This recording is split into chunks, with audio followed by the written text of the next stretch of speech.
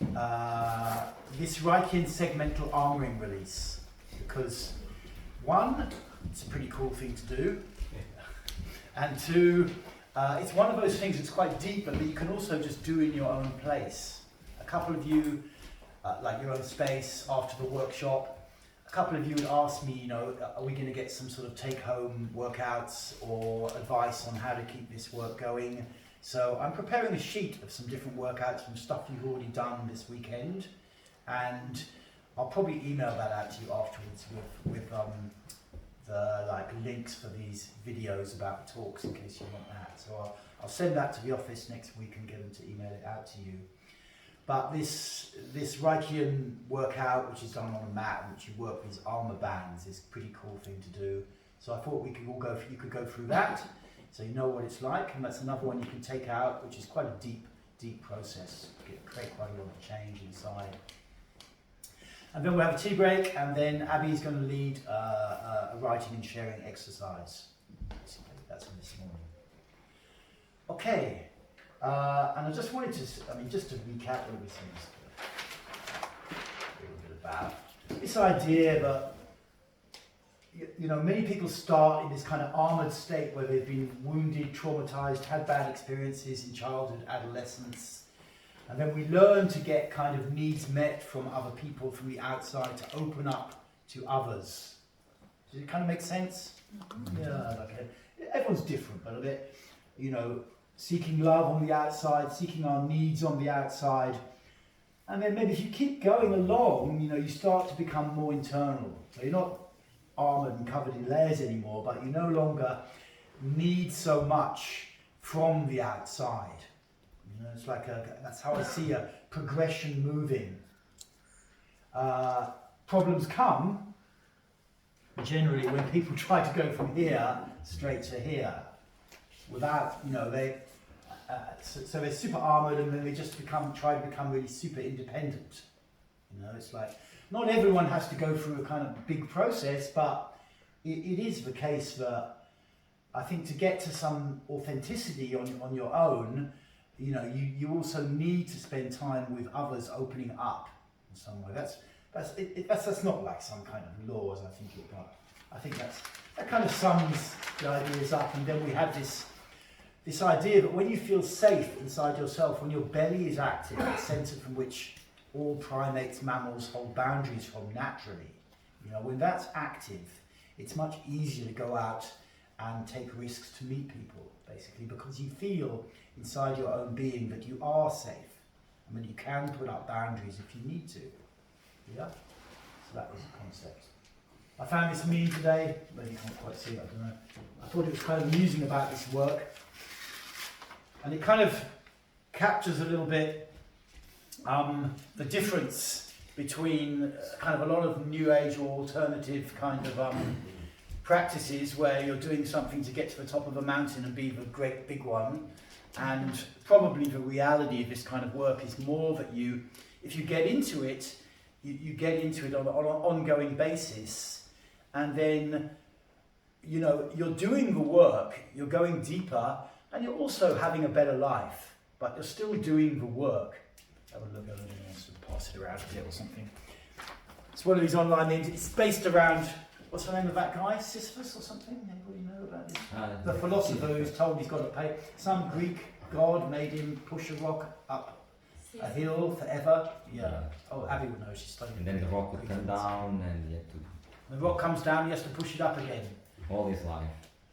Some Canadian philosopher guy I know just posted it today as some kind of thing, and I thought it was curiously apt for bioenergetics. And it's kind of, in a sense, you know, it's almost uninspiring, because you kind of want to get somewhere and be finished, and now I'm okay. And there is that aspect to it. You get more socially functional or more functional as an individual, but there's always more, in a sense. You know, there's always more. And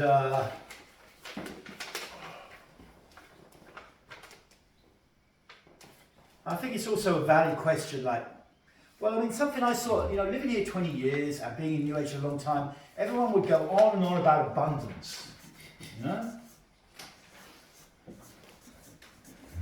And what I see these days Because abundance is a big fucking problem, basically. Because if you've got abundance, you know, no one really develops. This is the problem, you know.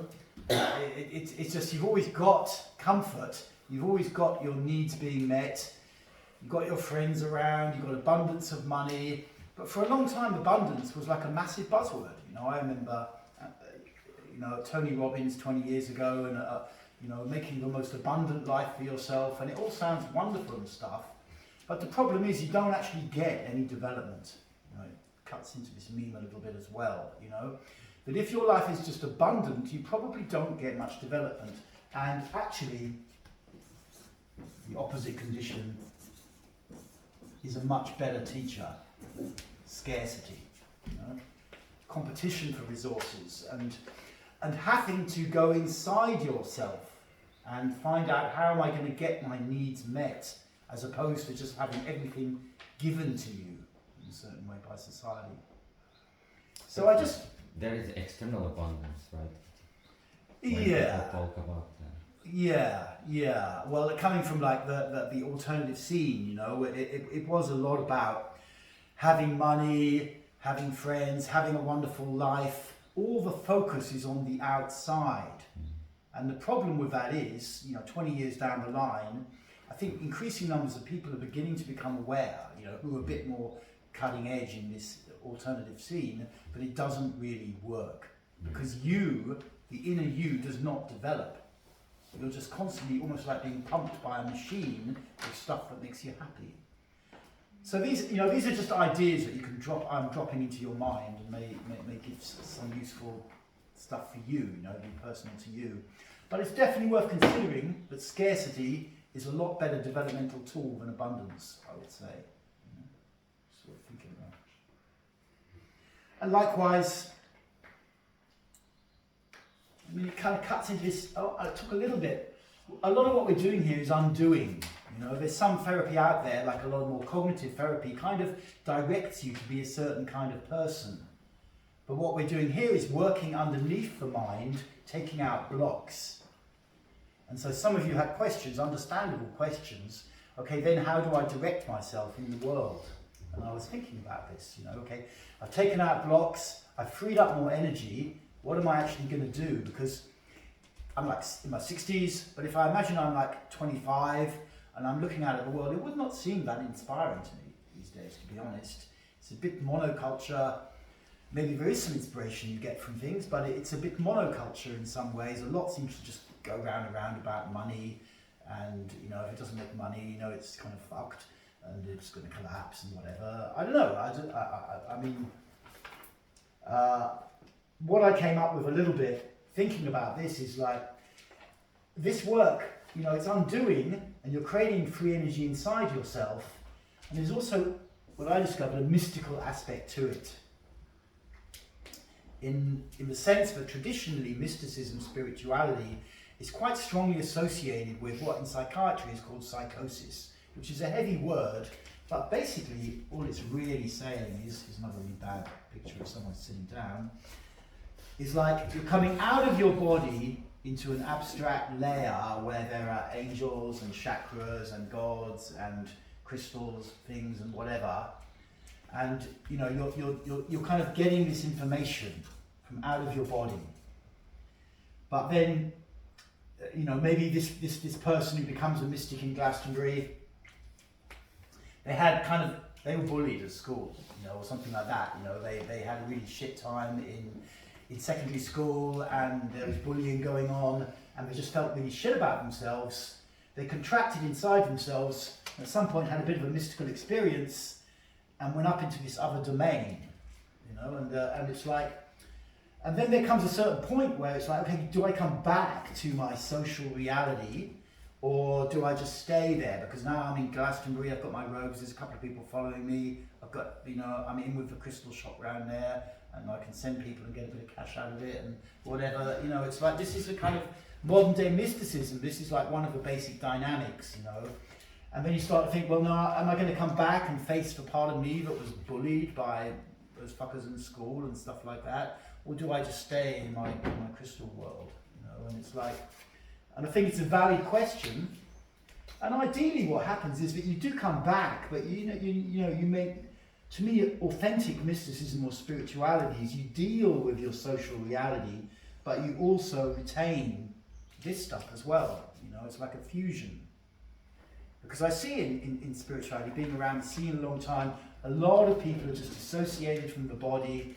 They've created a new spiritual ego for themselves. You know, they're now a spiritual person, you know, and it's attractive, but of course that's not really. The greater challenge is then to integrate that, I think, and come back. You know? So it's something I wanted to just mention, drop in. And I think one of the ways that we can kind of do this, in a sense, or something I see generally in society, you have many mystical systems have this idea of two poles, you know, Kabbalah or whatever, and as a being, you're kind of hurled between these poles. And you know, one is kind of like community, the mother, mothering, nurturing.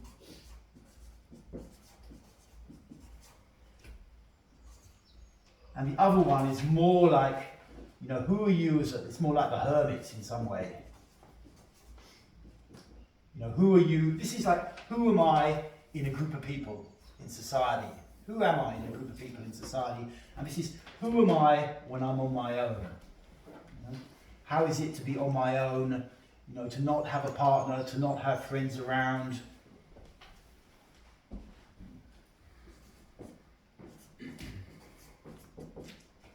And these two poles constantly exist in our society. You know, any one of you could go out and just be on your own, or you could go into, there's not so many communities around these days, but you could still go into much more communal experience. But I see most people live somewhere just kind of in between. You know, they're kind of in their flat, and they've got their friends, and they've got their job, and they've got their time on their own, and stuff like that. They're kind of in between, but I think a good way to move is to get into this kind of diagonal, you know, jump between the two. If you really want a powerful life where you get development, don't just get stuck somewhere in the middle, or just sitting here being nurtured forever, going on about abundance and whatever, and hugging people all day long. You know, it's okay. There's nothing wrong with that. There's nothing wrong with that. It's a pole of the human psyche. It's one pole. The other one is the hermit. It's solitude. Who are you when you're totally on your own? Who are you when you don't?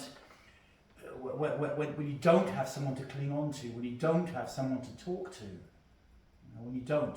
Some people go away and do workshops where they lock you in a cave in Thailand for 3 weeks, you know, and give you a bit of food now and again. It's that kind of thing. And I think the tendency of the mind is to try and decide who to be and how to be it. But if you want authenticity and to get development, you must kind of hurl yourself between these things. Or what happened, I think, for some kind of mystical people or people who developed, what happened for me a lot was just some external force seemed to hurl me between these states. You know, and I'm not really planning it in any way, which is kind of good. I just wanted to put that in. Mm-hmm. And it gives you a way, you know. So if you're getting super attached to community and you're getting a lot of nourishment and benefit from that, you can stay in that and keep getting nourished and blah, blah, blah. At some point, you know, you can stay in that, but at some point it's going to go stale for you. It's going to go stale for you. And if you're also just completely on your own in society, not really connecting, and you're doing good in your own little bubble, you know, you can think like, well, I'll just stay like this. But I think it's worth taking the challenge to try and jump, to hurl yourself between these poles, rather than just trying to sit in the middle. Does it kind of make sense at all? Yeah. These are just ideas I drop in because... What does sitting in the middle look like? Well, I guess for how I would see it, it's more like someone kind of living in their flat, and then they go out maybe to a bit of community stuff, and they've got a job, they've got social connection going on around and friends, and they have a bit of time on their own, but it's a bit more like this kind of, they're not really zigzagging in a big way. So you're talking about going on hermetic retreats sometimes and staying auto leader sometimes, and that's to go to the more extreme. Yes. And what about people that have family? Because they're in their own community, Yeah. 24/7, Yeah. the whole time, no escape. Yeah. Well, it's challenging. Yeah. It's a challenge that life has given you. 'Cause my friends, they're just dying to go on a hermetic retreat. Right. Get away from the family. Yeah. Yeah. Well, I mean, I believe, you know, that, like, people always used to say when I was here and doing a lot of therapy groups myself, just as a participant, there'd always be people that say, well, I haven't got the money to do that. And I don't know, I mean, whatever your life situation is, if you really want it, I believe people can manifest it for themselves, not in a kind of spiritual manifesting way, but just looking for a way, you know, acknowledging the issues and the difficulties, but looking for a way if it's important to you, you know? Do you think also like just spending time alone, not watching Netflix, not zoning out to distractions, and just being at home, but sitting with yourself? Yeah. And meditating and just seeing and sitting and being bored and just being with yourself and your feelings. Yeah. Because there's inner aloneness, isn't there, even amongst people, where you're in your autonomy and you're not just merging and, you know, you're actually in in yourself on a more mystical level, I guess. But it's interesting what you're suggesting is actually in your external life doing that.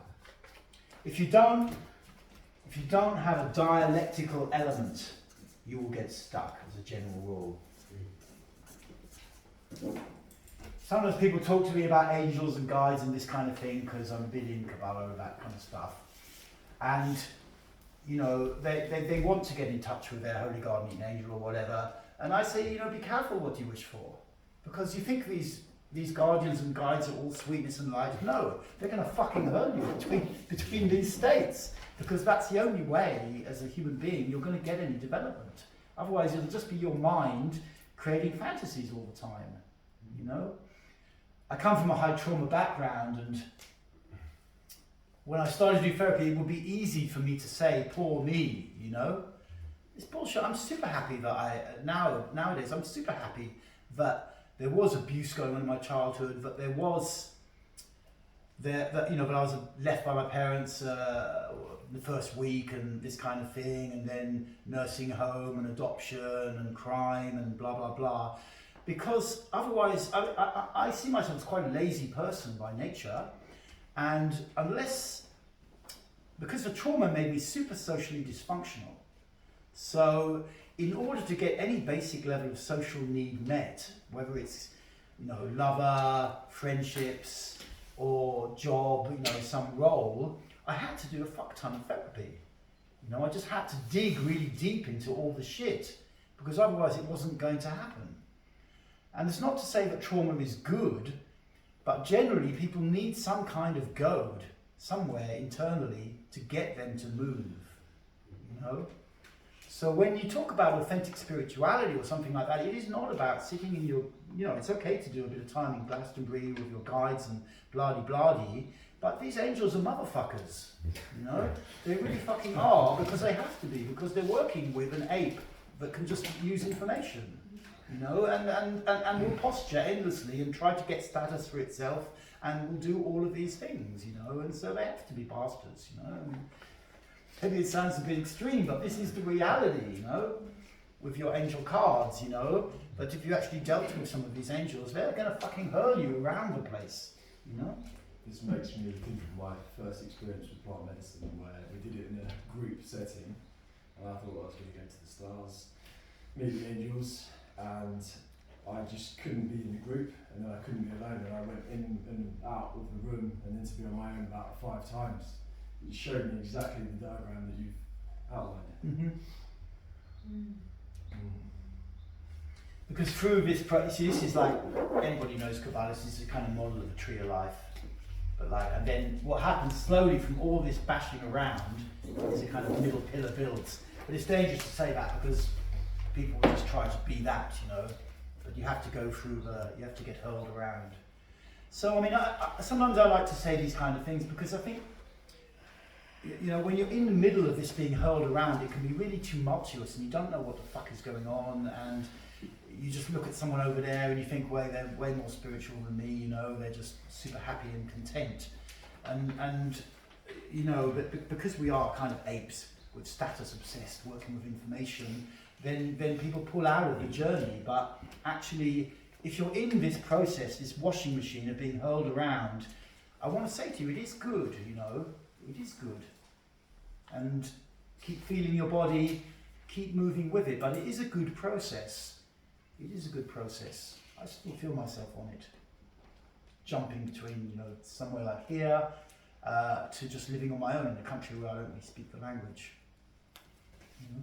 Would you see that also as like a worldly life versus a what, sir? like worldly, and also like the world of work, earning money, that kind of thing? Would that fit in one of the two poles, or?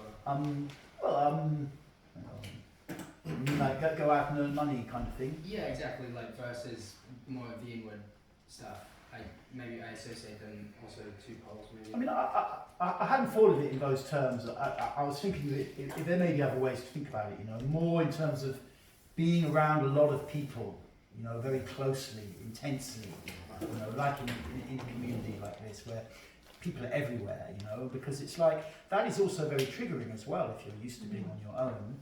You're used to having your own space, and now people are just barging into your space all the time and that kind of thing. You get a lot of development from that because a lot of emotions come up, you know, and all the interactions that go on in the community, you know, that can be very developmental, but it's not the only aspect of development. I mean, it's basic, you know, it is just to introduce this idea that you're being thrown, someone who's having a deep life, you know, is really going through life as a process, because it can be a process, you know, like the whole of existence can be a process, but it's not a linear little process chugging along, you know, it's you're being hurled around. Would you say the community nurturing one, would a family be the same? Would that be a way, you know, it's like some people come to watch a leader, but not many. Mm-hmm. Most people have families. Is that, in your model here, is that a valid way of that pole, or are you talking about community basically? I mean, I'm talking more about community, basically, but Conscious community.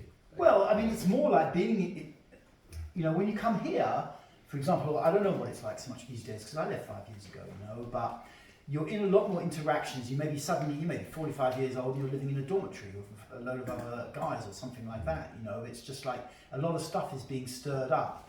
And I guess, you know, I never had kids, but being in a family also a lot of stuff is stirred up as well. I mean, you have to see, you know, what is practical for you, you know, in line with commitments towards kids and stuff like that, you know. But, you know, this world, this planet that we're on and this universe that we're in, you know, it is not really just some rational lump of rock somewhere, you know. It is not. I see it myself, you know. It is a fucking big group room. It's like an alchemical vessel. And it is actually in its way here for you to develop, but not to develop in a linear fashion. So if you want the development, you can get it from the world. This is one way, and being hurled between poles, you've got to look, you know, get started on it and see what you can do, and then see where that leads. But I wanted to say, you know, don't get too lost in rationality and always doing the right thing because it makes sense, and you know, and whatever, you know, make space for real heavy change. Somewhere I personally believe that because we've become so rational over the last 300-400 years, you know, on an unconscious level, we're storing up the desire for suddenly a huge social shift, whether it's another world war or just mass unemployment and 50 million Europeans on the streets with little signs saying homeless and hungry. We're kind of setting ourselves up for it in a way, because the development as an individual is the core of life, actually. It's the kind of core, it's what you're here for in this environment, is to get development through change. And if a huge bulk of people just oh, we'll just do the right thing, you know, we'll just make society a bit nicer, and we'll do that, and you get that, and whatever, and we'll always make the world so it's very efficient and calm and that. On some level, you know, some force is going to come in and sweep that away, and people even know they need it. It's something in the background, they need it.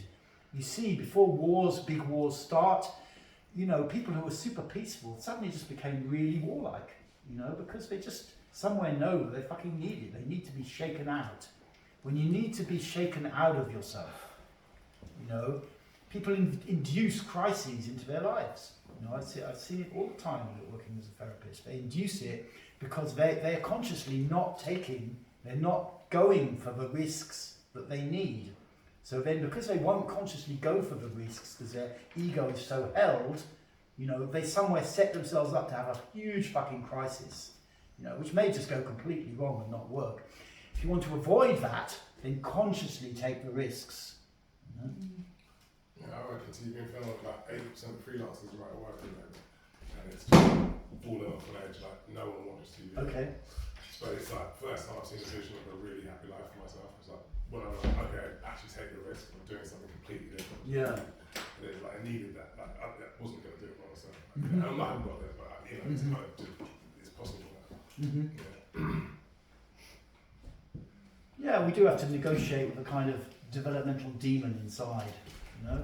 And if you get out there and do the development, take the risks, get out of your comfort zone regularly, you know, then it doesn't have to induce some massive crisis or just kill you off because you're a drag.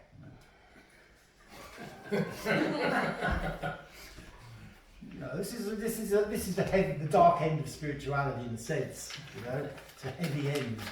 Anyway, yeah. Anyway, that's all I really wanted to say. Just to have some space, just randomly for any questions for all these talks or your own process or what you've been going through this weekend.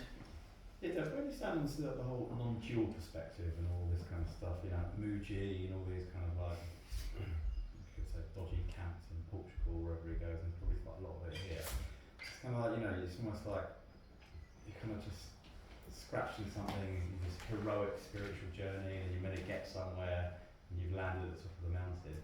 Because non-dual said, oh, that's just ridiculous. And I was interested to hear your thoughts on this message. Well, it's another pole. It's one. You can put it as one of these poles. You know, I'm out there being an ego, being me, doing my thing, and that.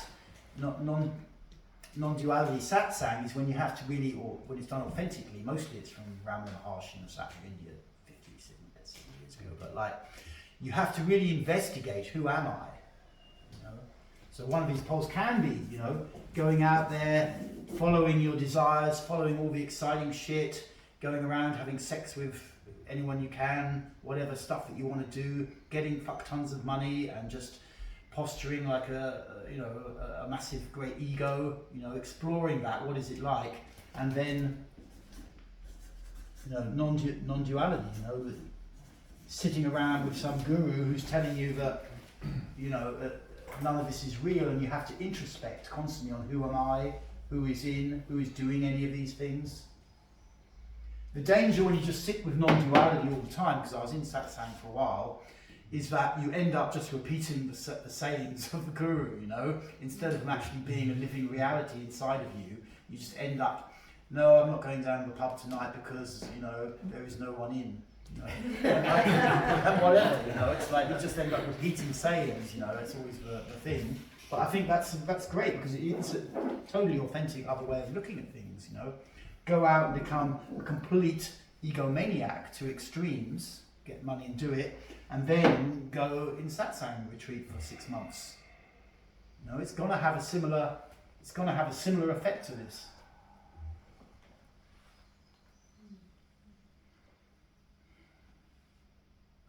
Anybody else got anything to do with all of this stuff we've been doing this weekend? What's all this got to do with bioenergetics? Bioenergetics. Well, it's a good point. You know, what we're kind of doing is taking a lot of the charge out of the system, so that we're not hardwired into one of these behaviours.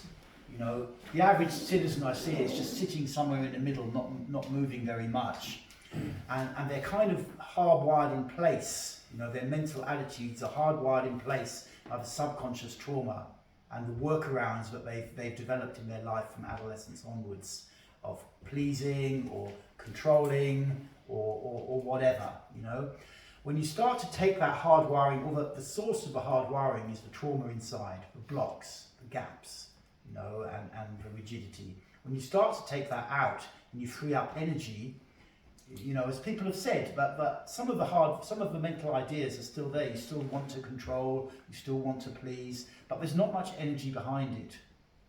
So you can start to stretch out and take risks.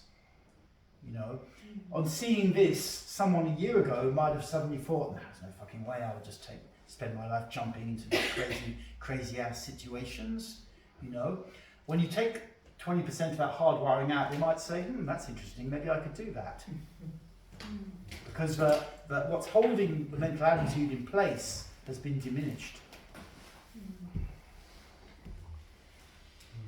Bioenergetics, we're working a lot in the unconscious, deep unconscious, you know, where the conscious mind is not. So it is a bit kind of weird. You know, it's like doing some kind of operation in the dark a little bit. Where do you see bioenergetics going there in the next 5, 10, 15, 20 years?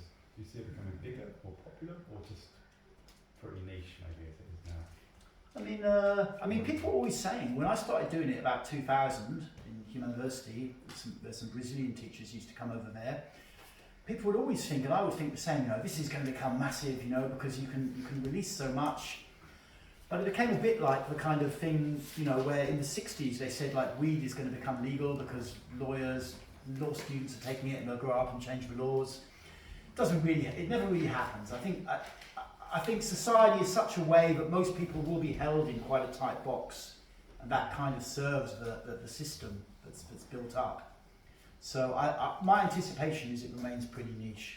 I think if you look, you probably know in the ascent of TRE, David Pacelli and all that. I think Yeah. you know, now I've been a TRE practitioner for 6 years.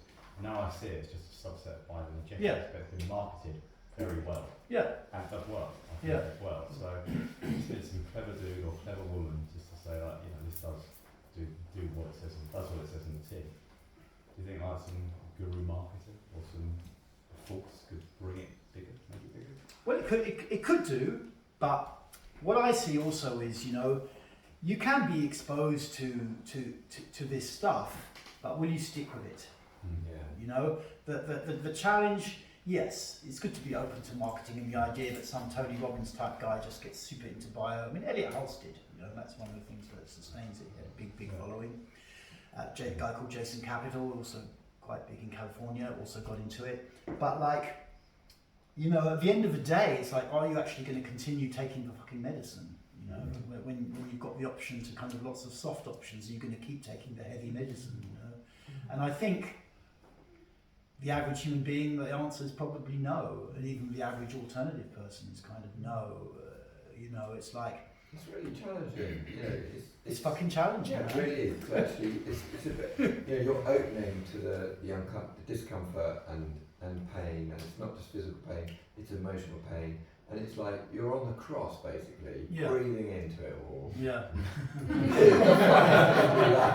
and so this brings me to our next question. Because I love it, and you know, in an environment like this, you've got so much support of everyone, you know, the group energy, the field, and everything. And you know, any advice on how to keep going with it on your own? You know, on a, I suppose, daily practice level. Yeah, it's what, you know, it's a discipline, isn't it? And I suppose like any discipline, it needs to be. You need will, but you also need a relaxedness around it. And I don't know, what would you say? I mean, you know, you're totally right. You're on a cross.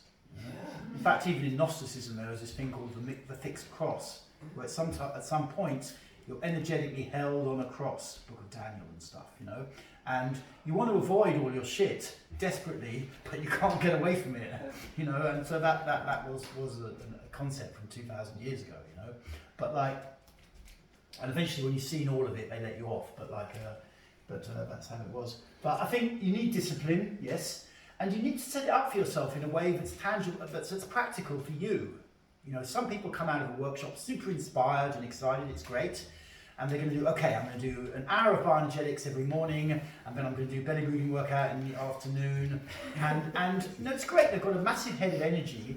Generally, that person will have stopped within 1 week to 2 week kind of time frame, because they've just got a big head of energy, and then it kind of, oh, I can't do all of this, and then I wanted to do this, but I haven't done it, beat themselves up for a bit, and then kind of just drop it all, you know, it's like a repetitive pattern. So what I've seen work is to look really practically, what can I commit to? Maybe it's only 15 minutes a day, and then to do that ongoingly. And you don't need to change workouts a lot. I'm currently doing one of these belly breathing workouts. I'll have been doing it for every day for a year next month. You know, and it will be normal for me in a workout to do it for 6 to 9 months. Because you just get into it, your body learns it, you dig in with it. Sometimes you're a bit slack, sometimes it's going a bit deeper. But if you can commit, you know, somewhere between 15 and 45 minutes a day, or even if it's just 4 days a week, you know, you can keep things moving along. And you start to learn about it, just doing the same workout, committing to do it. You know, because if you do one workout one day and don't really fancy that one today, let's find this one instead, you know, it's like, that's also, you know, you need the discipline to keep going. And how will you choose a workout? Because there's so many different things you've introduced us to. There's no way you could do all that in 15 minutes. So what would you... You will be getting a piece of paper with some suggestions. But presumably, you know, you can design them to your own specific needs, because everyone's different. Well, to a degree, yes. What tends to happen is when I'm doing it professionally with clients, then it's around their character structure, which is too long to go into all of that. And then you calibrate it a bit, but you know, 80% of it, or somewhere 50 to 80% of it is the same anyway. You need the foundational exercises and to get working with them and to get disciplined. You know, because I'm on YouTube and I get a lot of young males, basically, guys in their late teens, 20s, messaging me. I've got a whole Telegram channel, a support group, and a lot of just like, you know, how do I get started in that? And I will just bluntly tell them, just start doing bow and arch or bow and arch in one posture for 3 months every day. And a lot of people don't want to do that, but you know, if you do that, that gives you a basic level of discipline, even if it's only for 10 minutes a day, you know. 2-minute ding, round 3 times, 12 minutes, bow, arch. It gives you a basic level of discipline. And the big reason for that is because you're digging into the unconscious mind and you're digging into the shit, at certain times you'll be super up for it, like, yeah, I can't wait to do my bow and arch. And other times your mind will just be making 100 excuses why you shouldn't do it. And of course, the times when you're most motivated not to do it are the times when you most need to do it. Because there has to be this self-facing that's going in it. You can't always use that as a metric. The exercise may have worn off and you may have dug up enough in the last month, and you do need to change exercises, but you need that basic discipline just to be able to do something, say daily for 3 months. And that will give you discipline, it'll give you a lot in your life, because there'll be a shit ton of days when you're just like, I don't want to do this fucking shit, you know, it's pointless. Fucking pointless. You know? And keeping going doing that, it does something to you on a deep level, you know. It gives you self-respect as well. That's also taken away by society a lot of the time. You have to give it back to yourself by not backing down, creating realistic plans and not backing down and just fucking finish it no matter what. You know? And would you recommend after those 12 minutes, for instance, like would you recommend moving about a bit, or like sitting with it, meditating maybe for a bit? After the exercise, is there anything specific? That's a really good question, because it is good after you've done something like this to spend at least a few minutes just sitting and being with it. Maybe sitting or lying down, being with it. Because often changes start to happen after the actual workout. And then there's quite an urge for some people, I just need to get back to work, get on my phone, And to give yourself a few minutes to just lie there and feel your body, you know, is really important. Sometimes that's when the spontaneous movement happens, I find. Mm-hmm. When I've stopped it. Mm-hmm. Yep, it's quite common. Would you recommend doing some breath work before or afterwards? It doesn't matter. And for how long? I mean, it depends a little bit, but generally, I think the sort of foundational bioenergetic postures like this bow and arch are a good primer for doing something else. You know, they're a good primer. We did a little bit of just raw talking about breath work. You know, like rebirthing, but we did that session. That can be really revelationary a few times, but just constantly working with rebirthing tends to not yield so many results after a while. You know, the one we did where it was 7 minutes, I meant more that one. Yeah. That seems like a daily practice. Yeah. That's a good one. Yeah. That's a good one. Yeah. I mean, you can just do that kind of cold because it's got physical movement in it, and you are sitting up as well. But like, Did you do that on Friday? Yeah. So,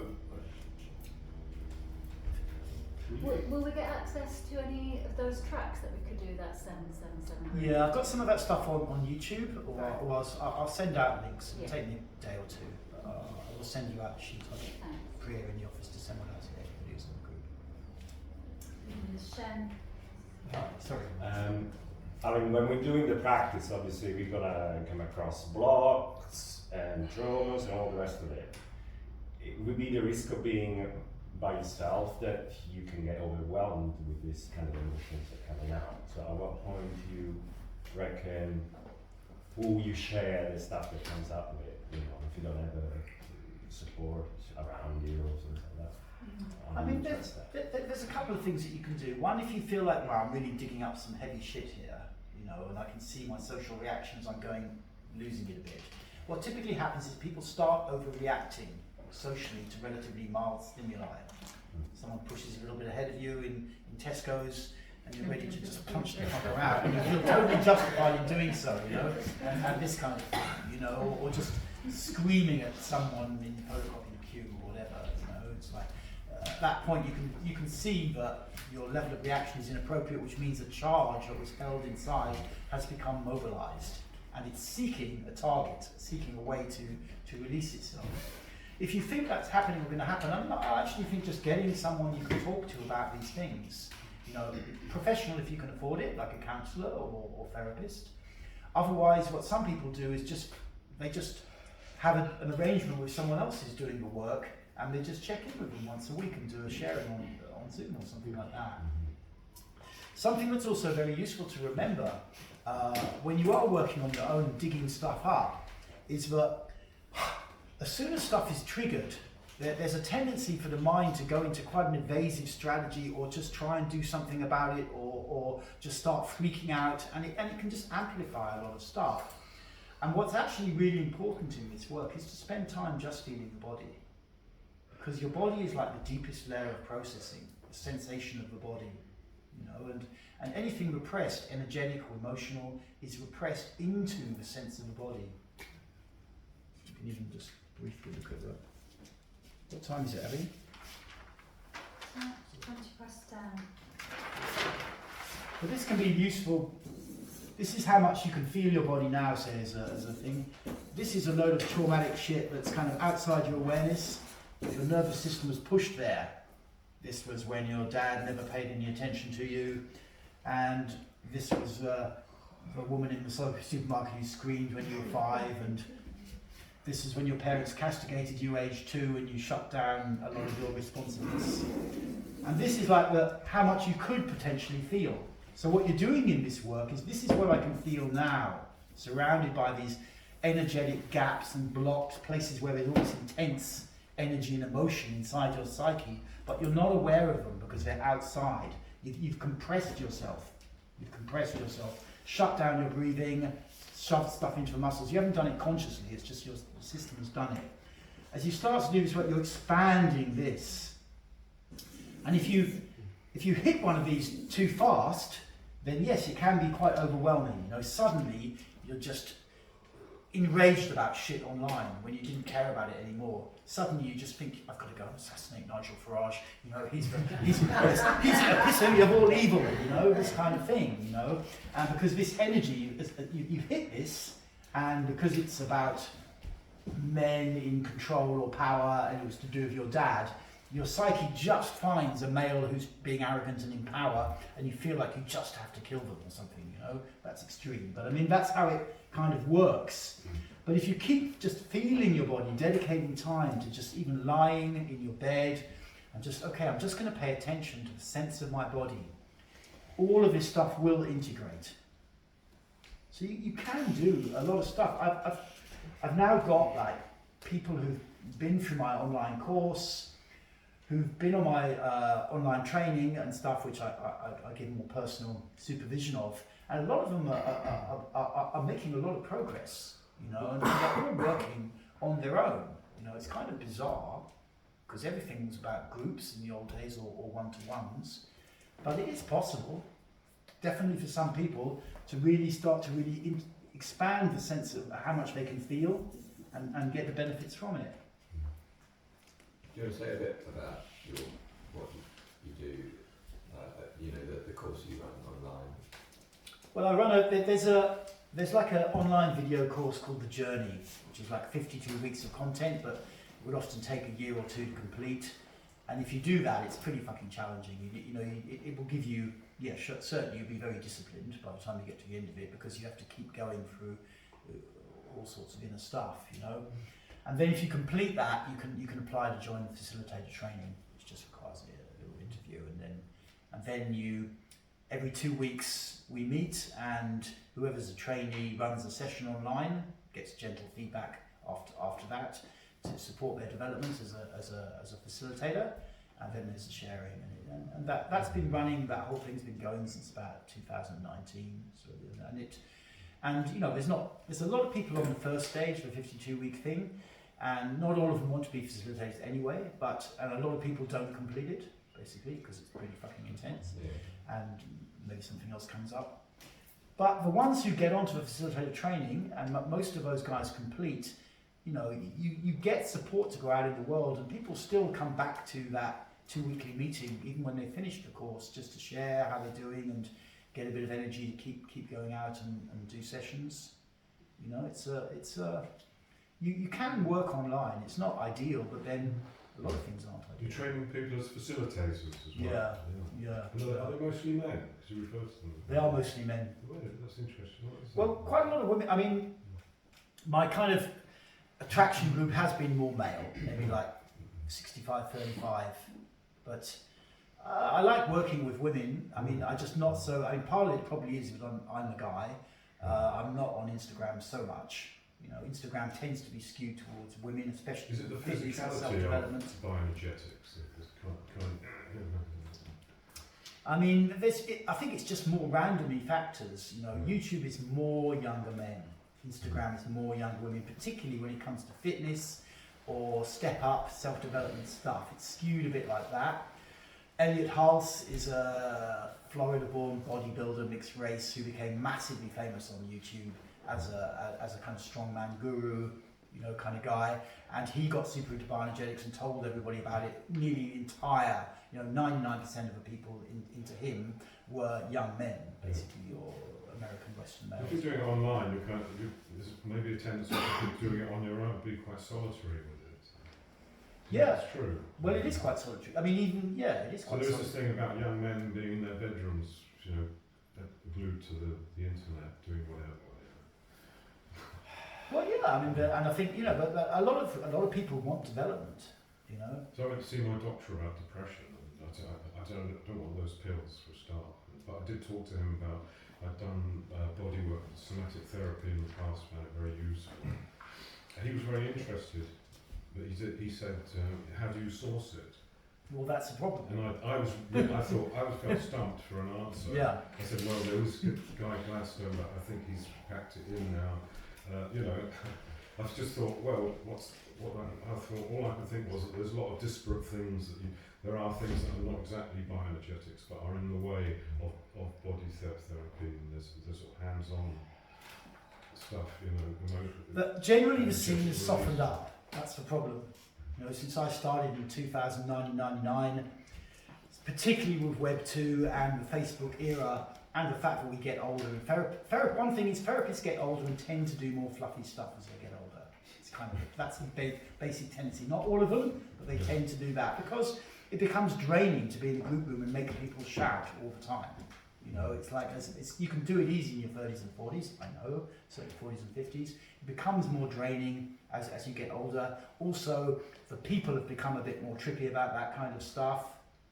And also, so people get older, therapy has become skewed towards things that you can promote and look good on Facebook. So it's become a lot more to do with dancing, certain schools of tantra and that kind of thing. And then the people who are really trained in the heavy therapy, you know, stuff where you cannot do it just as a group, as a kind of group exercise, encounter therapy, you know, where you have to give judgments about other people, they give their judgments about you. You know, you cannot do this as a collective of guys who are super well motivated, guys being men and women. You know, it's going to be a fucking mess. You know, you're going to end up in a war situation. You know, so the heavy therapies, where you're really dealing with bigger shit, have to be held by people who've done that process work with other people who have done it before. And because that has now broadly died out, there's very little of it about. And bioenergetics, you know, even the Lowen school is very, from what I know of it, is very orientated towards psychology. It's softened up a lot, and it was never big anyway, you know. So the school I kind of originally came from was more shamanic school, and then that was what I was first exposed to from Brazil, from the south of Brazil. And then I just started to do my own thing with it a bit, basically. So it's just an issue, but you might think, okay, I want to go and do bioenergetic therapy. You won't be able to find anyone. And the one you do is probably some old guy who just does a few little postures or something. And it's not up to much. You know, it's just, that is a problem. It's a problem. It's a problem. So young people who might be super motivated say, okay, I've just had enough of fucking shit, fucking boyfriends or whatever, girlfriends, and I really want to go and focus and do some intense confrontational process work to sort my shit out for 6 months. There's very few places you can really go. It looks like there's places, but you get there and it's all a bit fluffy. I run my own workshops, doing breath work and getting people into their bodies, and I'd love to incorporate this stuff. Mm-hmm. Is there a way I could get into it quite quickly, or would you recommend going through your 52-week course? Is there a medium? I mean, I just tell people to go through the 52-week course, basically, because unless I have to certify them, it's an accredited training, and so I have to see that the person, for myself, that I feel, because I take that as a responsibility, that I feel responsible, and someone could be perfectly capable and adequate, but they still have to do the thing, basically. The other thing I was going to ask was, I don't know if this is a marketing fad or whether there's something in it, but I see a lot of, during bodywork stuff, people and breath work, people having emotional releases where there's a facilitator who's using pressure points and touch, the myofascial release stuff. Mm-hmm. Is that, what do you think about that? Is that a bit of a fad that looks good on social media, or could that enhance this stuff? Well, I mean, certainly it can. You know, there's like a very long form of breath work, holotropic breath work, often 3 to 5 hours, and they will come around, the assistants, and put cushions on you, because you often feel like you need something to push against, you know? So I don't think it's totally a fad. It is an issue also with the rise of social media, but, you know, if we were filming this whole group and you're going through your process, you're not going to have such a deep process, you know, because you're going to be thinking, people are fucking watching me, you know. It's like, it's also a problem, you know. Whenever you work in centres, there's someone who does the photography and who wants to photograph, but I'm like, you know, you can have a final exit photo or something, but you know, it's like you can't really just show, you know, if you all knew that you were being filmed, how many of you are going to have much of a deep process? Of course you're not, you know. It's like, there'll be maybe a few narcissists who really want to go for it massively to make it look good, you know, to get on social media, to be the one that becomes. But it's another problem with the rise of that, you know. It hasn't been taken account for. It's another factor of what you're saying. You know, it's caused a huge drop off of this kind of work. It was never massive, but it's caused a huge drop off of it in the last decade. That's a good point. bone arch, you probably get bored of this question, but like in your videos you say lift the lower back up, lift the tailbone up. But here it's kind of like let the whole that part of the body flop over. Yeah. So where's the balance here, or what's correct? Well, no, I mean, the legs, you straighten the legs. You can imagine that as pulling the tailbone up if you want. Yeah. That was why I was taught it actually, and that I kind of thought when I used to do it with other people, pull the tailbone up and keep a little bit of flex in the knees. Okay. I tend to just say straighten the legs because it's just a bit more direct. Yeah. But I mean, yeah. Okay. So you don't let your knees be, in this posture you don't have your knees super wobbly, you know, they're nearly locked straight. Okay. What about if you go a bit further down? Is it okay to do it like that? Because I can feel I can go further, but my hands are really touching the floor. So if I do that, that's okay. No, I generally recommend people who are flexible not to go right down and do this, you know, but to come up a little bit. Because it kind of seems to stretch certain areas of the back. Some people who do yoga are very mobile and they can flop forwards like that, but we're trying to open certain areas of the body.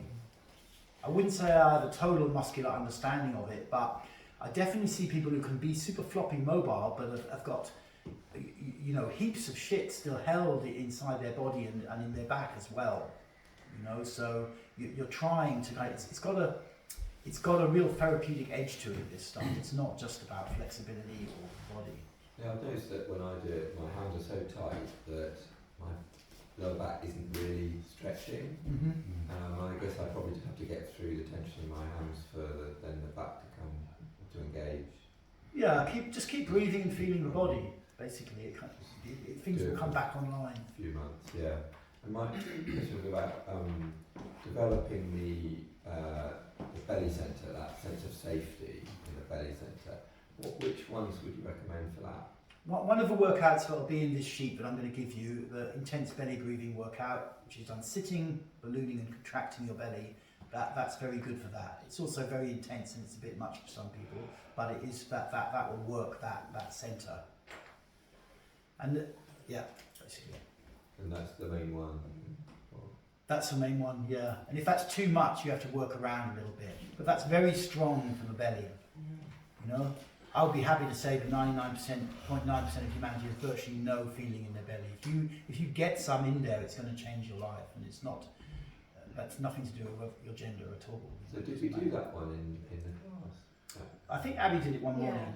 Yeah, we did 35 minutes. Yeah. Intense one, yeah. And then we did a little bit of the belly activation sequence. Yeah. But having to physically move your abdominals in tune with your breath and really grind the abdominals with the breathing, and then having to change the rhythm that stops you getting locked into a kind of mind groove with it, that's a very powerful technique. It's very powerful. Is it linked to the... We've only got about 1 minute left because I really want to do this armor release thing. Let's do one more question. Is it linked to the pelvis, pelvic thing you did? Because didn't we do it before the pelvic work? So doing one and then the other.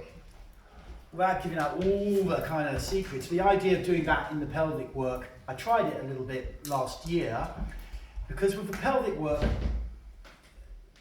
the more time that you spend on building it up and getting people ready, the more release they get, basically. So you have to really, you can't just skip to the chase and say, right, pelvis, start bumping up and down. You know, it's not going to work, basically.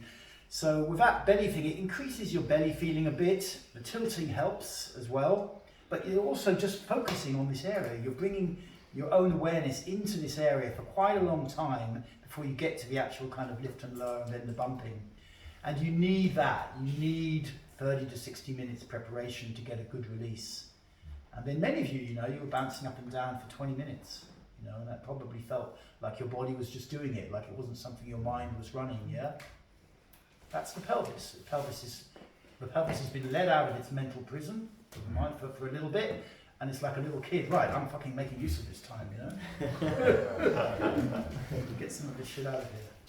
Okay, guys, let's do this Reikian thing, and then we can have a tea break.